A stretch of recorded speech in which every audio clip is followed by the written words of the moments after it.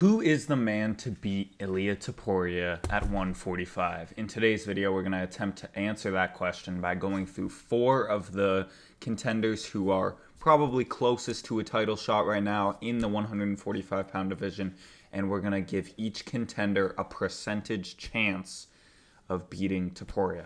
So without further ado, let's dive into it, starting with Aljamain Sterling. Aljamain Sterling, new guy in the featherweight division. He has a fight scheduled against Movsar Evloev. That fight will kind of determine which boring grappler will... Well, Movsar is pretty boring. I think Aljo's pretty exciting, not going to lie. Which grappler will emerge as the grappling test for Topuria. We've seen Topuria taken down by Bryce Mitchell and held down for a minute. So that's a little bit of a question mark. We know Topuria has good offensive grappling, but his defensive grappling is still a little bit of a question mark.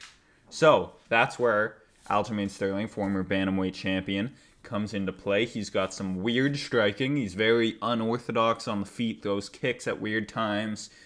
Like just very, if you've seen Aljo fight, he strikes weird. He's kind of hard to tag because he is like moving around all weird. Persistent grappler. He's gonna keep shooting. He doesn't shoot the most like explosive takedowns. He shot a really nice takedown against Calvin Kattar, and of course it is Calvin Kattar, but he was like orthodox, then he was southpaw, then he threw like a southpaw left body shot into a takedown. It was pretty fire. But generally his takedowns are kind of like bent over at the waist, grabbing a single, but he makes it work, and he's going to continue to grapple all the time. He's not going to want to stand on the feet with Topuria. He's going to look probably super uncomfortable on the feet, like just like scared like he was in the second Yan fight. Just moving on his bike a lot, kicking, like making Topuria chase him around. And of course, Aljo does get backed up against the fence when he does that.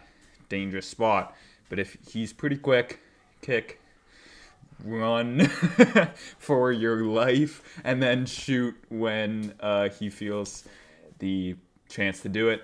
Backpack potential, meaning if Aljamain Sterling gets on Topuria's back, he can bank around, just like he did against Petr Yan. If he gets a takedown, or even if he doesn't get a takedown, and Topuria's defending it, and just for a second he turns his back, Aljamain can hop on that and get the backpack. Obviously, the submission threat is there. He's tremendous on the back. But even if he doesn't get the submission, he can bank around and just win around like that. So, backpack potential. Final one is bantamweight skill with a question mark. He is a bantamweight coming up. We know how people do moving up in divisions. This is something that the only reason I put this is because Lucas Tracy was talking about how featherweights are better than lightweights, like divisional skill gaps. And Aljo was a big 35er. Is this a divisional skill gap? Will Aljamain Sterling go up and beat Topuria? So my chance for Aljamain Sterling to win, I have him at, I'm gonna let play, 25%. It's not likely. I think that the fight would play out with Topuria defending the takedowns of Aljamain Sterling. I don't know if Aljamain would be able to get it to the ground, and I feel like Topuria would eventually find him with something, or maybe even like kind of outstrength him. Well, Aljo's strong though, and he's big. I don't know. He wouldn't bully Aljo the way he would bully. The way he bullied Bryce Mitchell, you know what I mean? Just kind of like shucking him off and then arm triangling. I don't know. That would be tough for me to see. That would show like Topuria is strong as fuck, because Aljo's big at even 45. He's strong, long. All right, we're going to stop. Yeah, so I got Aljo at 25%. An interesting matchup, though. I hope he beats Movsar and then maybe gets into the title picture, because that would be a good legacy win for Topuria as well. Moving on to the next contender, and that is, wait for it, Movsar Evloev. you can see in my points there. He's got good grappling. His striking's traditional, which is why I like. Okay, him versus Sterling. I feel like he'll win. I want Sterling to win, but I feel like Movsar will win because that's just a tough matchup for Sterling. Movsar, younger, undefeated. They both have good grappling. Movsar could probably stop the grappling game of Aljo and just keep it on the feet and win like a boring kickboxing match by decision. But like matchup wise, I think Aljo fits better against Topuria. That's why I give Movsar a 20% chance to win. You might be thinking, if I think Movsar is going to beat Aljo, then wouldn't Movsar have a better chance? MMA math doesn't work like that. Movsar's striking is more traditional than Aljamain Sterling's, and that's why I think Movsar would have a tougher time on the feet than Aljamain Sterling would. Aljamain, of course, very awkward and looks at times uncomfortable on the feet, but that could make it tough for Topuria to catch him. Tougher. Against Movsar, I feel like he could find his striking, like he can get in his rhythm a little bit more. Aljo would like break the rhythm with a random kick and then a spinning back fist and then a takedown entry. Like the rhythm, Topuria would be able to get in a better rhythm against Movsar than he would against Aljo on the feet. That's how I'm thinking about it. So that's why I put Movsar at only 20%. Yeah, Movsar, good grappler. I don't know. That's it. I really hope he doesn't become champion. Unless he starts putting on some exciting fights and finishing people. Next contender. This is the contender that probably should get the next title shot, but might not. And that's Diego Lopes.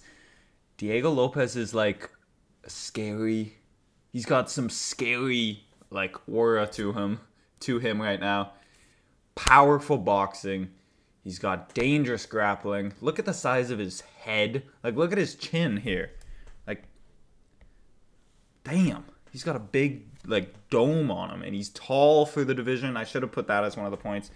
But he's got power in his hands. And when he gets you hurt, he can, like, jump on you, finish you with punches, or just sub you, jump on your neck, jump on your back, whatever it may be. He is slick grappler.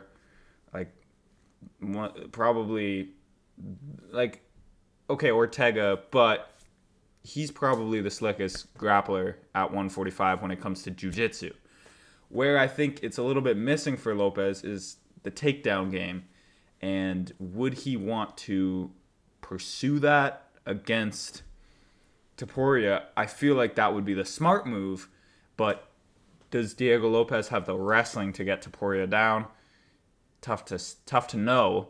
And I feel like Lopes would just want to strike with him and have a fun fight, which would be awesome. But I think Topuria's boxing is crisper. Like, his technique is better. And he would just win those boxing exchanges. Lopes is really big and can punch hard, so he might tag him. But Topuria generally pretty defensively sound, and I feel like he would get his boxing combinations going. And Lopes did show he slowed down a little bit in that Dan Ige fight. That third round wasn't looking too good for him. So a couple of holes in Lopes's game we have seen, and I think Topuria would just be better on the feet. And I don't know if Diego Lopes would have a successful way to get it to the ground. So, with that being said, I give Lopes a 35% chance to win. That's the highest out of everyone. Remember, Aljo at 25, Movsar at 20. I give Lopes a 35% chance to win. That's being, like, not generous. The opposite of generous. That's being a little bit, like, strict. Like, Lopes could definitely pose some issues for Topuria. Like I said, the size. He can hit hard. And once he gets you on the ground, like, his jiu-jitsu is top level. But But yeah, I'm going 35. I think Topuria is just on a roll, and his confidence is so high, as we all know. And moving on to the fourth and final contender, I think we all know who this is. It is Old Man Volk. Just talked about this in yesterday's video, trying to come up with some sort of game plan for Volk to do it. It'll be tough. Volk coming off of 2 KO losses late in his career. The confidence Topuria will have in the striking is just crazy. And Volk is going to have to grapple. He has to. He can't be on the feet with Topuria. I can't see him winning 5 rounds on the feet against Topuria, and I can't see him finishing Topuria on the feet. I just can't see it happening. I can see him being somewhat effective with some calf kicks.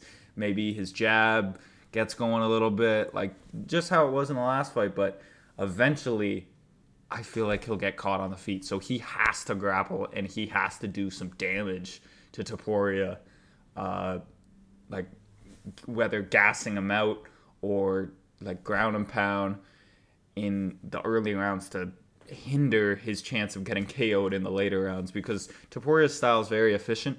He's not using a lot of energy. He throws big, of course, but then he takes like big breaks and he'll just jab, he'll get his energy back, and then he'll get back into exploding. So I think his style is fit for 5 rounds, and I think he's dangerous for all 5, as we saw against Josh Emmett. Of course, that fight was completely fought at Topuria's pace. But if Volk can't like seriously hurt him with ground and pound or gas him out with grappling, it's not looking good. So the chance that I give Old Man Volk is 15%. Sadly. Yeah, if you made it to the end of the video, thank you for watching. So my order: Lopez, Sterling, Movsar, and then Volk at the bottom. Yeah, that's it. Let me know in the comments who you think is going to be the toughest test for Ilia Topuria in the 145-pound division. And yeah, thanks for watching. Peace.